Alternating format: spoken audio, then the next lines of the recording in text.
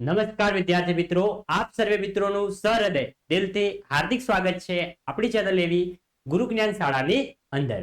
તો વિદ્યાર્થી મિત્રો, આજના આ વિડીયોની અંદર આજે આપણે ધોરણ 9 વિષય ગુજરાતીની અંદર ચેપ્ટર નંબર 21 જે છે તેજમલ, એનું આજે આપણે સ્વાધ્યાયનું સંપૂર્ણ સોલ્યુશન આ વિડીયોની અંદર જોવાના છીએ, સમજવાના છીએ. તો વિડીયોને તમારે છેલ્લે સુધી સ્કીપ કર્યા વગર પૂરેપૂરો જોવાનો છે. અને હા મિત્રો, જો તમે ચેનલ ઉપર નવા હોય અને ચેનલને હજુ સુધી સબસ્ક્રાઇબ ના કરી હોય તો ચેનલને પણ અચૂકથી સબસ્ક્રાઇબ કરી દેવાની છે. તો ચલો વિદ્યાર્થી મિત્રો, જોઈએ આપણે. તેમાં છે કે પ્રશ્નની નીચે આપેલા વિકલ્પોમાંથી સાચો વિકલ્પ પસંદ કરી આપણે ખરાની નિશાની કરવાની છે. બરાબર છે. કોરા કાગળનો અર્થ શું થશે? તેમાં આવશે ઓપ્શન નંબર બી કે યુદ્ધની ધમકી ભર્યો પત્ર. આગળ જોઈએ. આગળ છે બીજો કે દાદા શા માટે રડતા હતા? તો દુશ્મનોના લશ્કરનો સામનો કરનાર તેમની પાસે કોઈ પુત્ર નથી, તેથી દાદા રડતા હતા. આગળ જોઈએ. આગળ છે ત્રીજો કે દળકટક વળાવી ઘરે પધારેલા તેજમલને, તેમાં આવશે ઓપ્શન નંબર ડી દાદા અને કાકાએ મોતીડાથી વધાવ્યા. આગળ જોઈએ.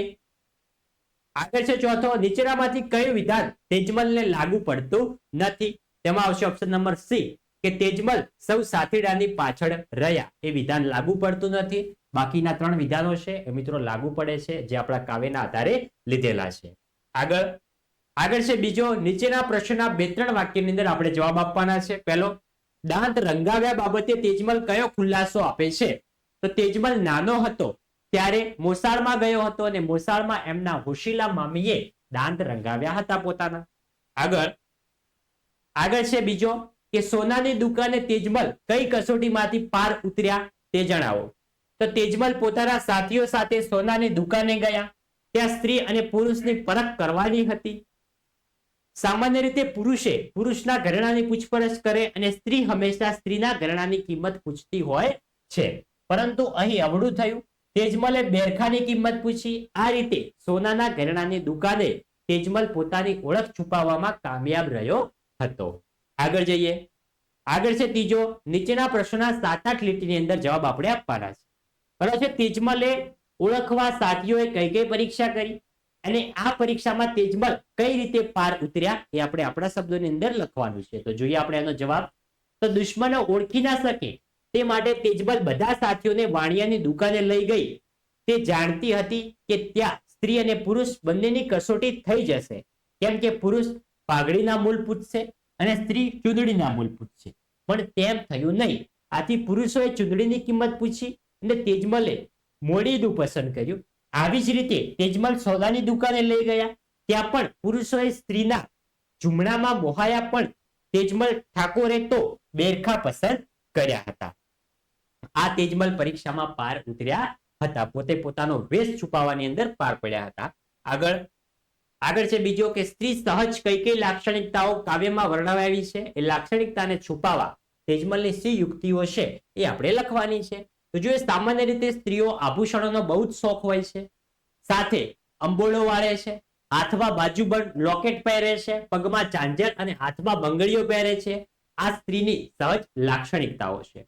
તેજમલમાં પણ આવી જ લાક્ષણિકતાઓ હતી, પરંતુ જ્યારે યુદ્ધમાં પિતાની મદદ કરવાની હતી ત્યારે ચિંતા હતી કે તેજમલ ઓળખાઈ જશે, પરંતુ તેજમલ એમ હારે તેમ ન હતી. તેણે માથાના અંબોલડામાં બોળિયું રાખી દીધું, એટલે કે ફાળિયું બાંધી દીધું. કાનની ફરતે બુક્કાની બાંધી દીધી. તેણે લાંબી બાઈની ચોળી પહેરી, હાથની બંગડીઓ ઢાંકી લીધી. નેક્સ્ટ આગળ જઈએ. પગમાં મોજડી પહેરી, પગના ઝાંઝર છુપાવી દીધા. આમ તેજમલે આવી યુક્તિઓ કરી પોતાની સ્ત્રી સહજ લાક્ષણિકતાઓ છુપાવી દીધી. તેજમલ એક છોકરી હતી. તો જે નીચેની કાવ્ય પંક્તિ સમજાવવાની છે, આપણે કાવ્ય પંક્તિનો અર્થ આપવાનો છે કે સિદ્ધને રૂવો છો દાદા, શું છે અમને કહો રે, દળકટક આવ્યું છે દીકરી વહારે કોણ ચડશે રે. તેનો અર્થ થશે કે દીકરી તેજમલ દાદાને પૂછે છે કે સિદ્ધને રોવો છો દાદા, અમે કહો. ત્યારે દાદાએ દીકરી તેજમલને કહ્યું, આપણા રાજ્ય પર દુશ્મનોએ આક્રમણ કર્યું છે, આપણી વહારે કોણ આવશે? 7 દીકરીઓના પિતાને એક પણ શૂરવીર પુત્ર નથી, આથી દુશ્મનોનો સામનો કોણ કરશે? આ વ્યથાને લીધે દાદા રડી પડ્યા હતા. તો વિદ્યાર્થી મિત્રો, આ હતું આપણું ધોરણ 9 વિષય ગુજરાતીની અંદર કાવ્ય નંબર 21 જે છે તેજમલ, એનું સ્વાધ્યાયનું સંપૂર્ણ સોલ્યુશન. તો વિદ્યાર્થી મિત્રો, વિડીયો તમને સારો લાગ્યો હોય, ઉપયોગી લાગ્યો હોય તો વિડીયોને અચૂકથી લાઈક કરી દેજો અને ચેનલ ઉપર નવા હોય ચેનલને પણ અચૂકથી સબસ્ક્રાઇબ કરી દેજો. મળીશું આવનાર નેક્સ્ટ વિડીયો સાથે. ત્યાં સુધી આવજો. જય હિન્દ, જય ભારત.